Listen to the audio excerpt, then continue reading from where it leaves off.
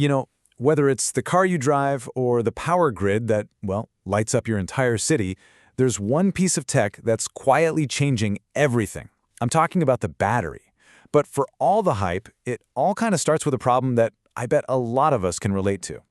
So if you've ever even thought about getting an electric car, I'm sure you've had that little voice in the back of your head, right? That nagging feeling of, uh-oh, what if I run out of juice in the middle of nowhere? Well, that feeling is so universal, it's actually got a name.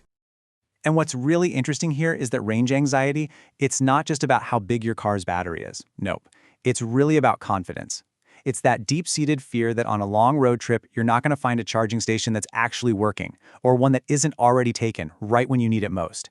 And that fear, it's all being fed by a serious lack of good, reliable data. Okay, get this.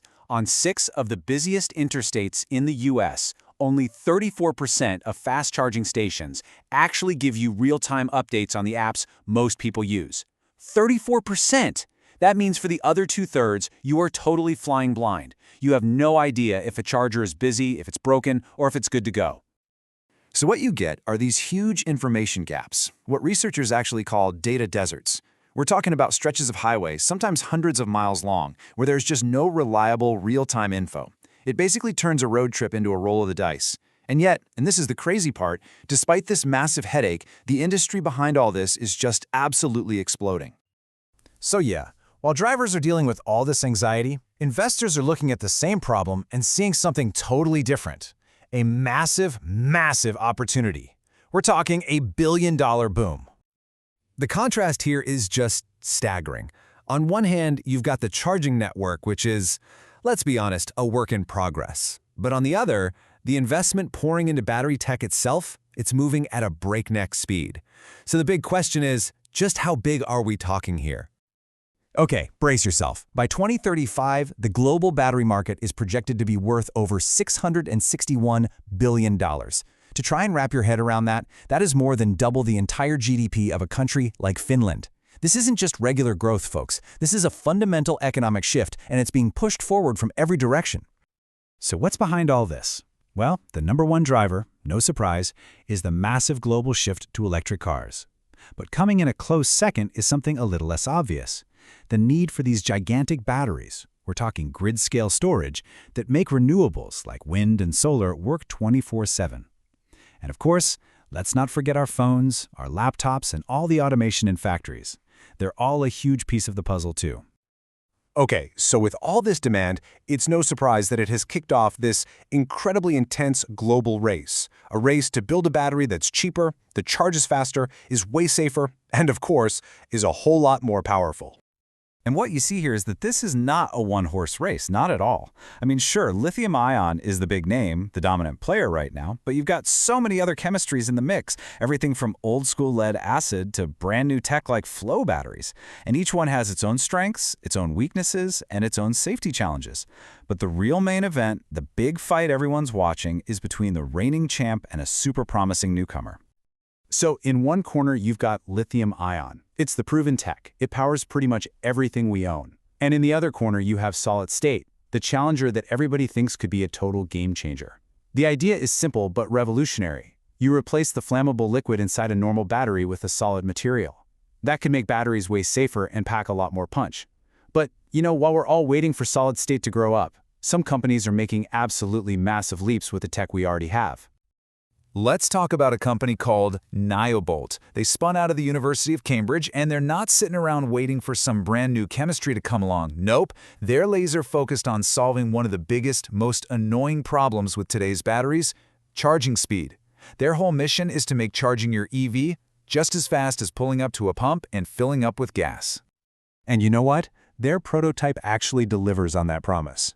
We're talking less than 5 minutes. Seriously, about the time it takes to order and grab a coffee. And their battery can go from almost dead to 80% full. That's another 155 miles of range, just like that. This kind of thing could literally wipe out charging anxiety. But there's an even bigger disruptor looming on the horizon. Look, if solid-state tech can actually be scaled up for mass production, the numbers are pretty mind-blowing. Projections show it could steal up to 40% of the market right from under lithium-ion's nose. And that's just by the end of this decade. That's not just a change, that's a massive disruption. But, and this is a big but, cramming all this extra power into our cars and our phones comes with a really, really big responsibility. Because when you pack that much energy into smaller and smaller spaces, you create a huge challenge. And it's one we absolutely have to get right. I'm talking about safety. Okay, so the #1 safety fear with lithium-ion batteries is this thing called thermal runaway. And it's exactly what it sounds like, a runaway train. It's a super fast, unstoppable chain reaction where the battery just starts heating itself up. Once it kicks off in just one tiny cell, it can spread like wildfire to the others, releasing all these flammable gases and creating a huge risk of a fire or even an explosion. So you can bet that preventing this is priority #1 for engineers. What you're looking at here is how a modern, grid-scale battery system is built like an absolute fortress of safety. Every single component, from the tiny individual cells all the way up to the fire and explosion suppression systems, is governed by this complex web of really strict safety standards. This is not just a big box full of batteries. Oh no, it is a highly engineered system that's designed from the ground up to contain a failure. But what happens when, despite all those protections, something still goes terribly wrong? So let's just imagine that for a second. A shipping container packed with thousands of battery cells, and they're all in thermal runaway. What do you do? What's the strategy? I think the answer is going to surprise you. Believe it or not, more and more the best practice is this defensive strategy that's often just called let it burn. It sounds crazy, right? But what we've learned is that trying to extinguish a massive battery fire is next to impossible, and it can create millions of gallons of toxic, contaminated water. So instead, by allowing a controlled burn, you're actually consuming all those dangerous flammable gases as they're released. That dramatically reduces the risk of a huge explosion. The job for firefighters then completely changes. It's not about putting out the battery fire, it's about protecting everything around it. Okay, so keeping all those challenges in mind, both the safety stuff and the infrastructure headaches, let's zoom out one last time and take a look at how this electric future is actually being built right now. The pace of all this is just accelerating like crazy. We're seeing almost 30% year-over-year growth in these big, large-scale battery installations. And this isn't just theoretical.